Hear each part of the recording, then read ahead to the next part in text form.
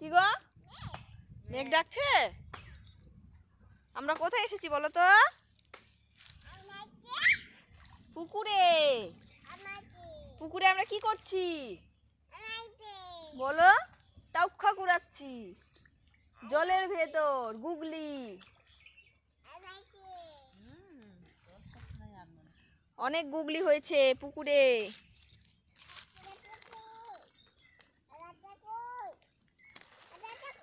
কি গো, তুমি জানো কোথায় ফেলে দিয়েছো?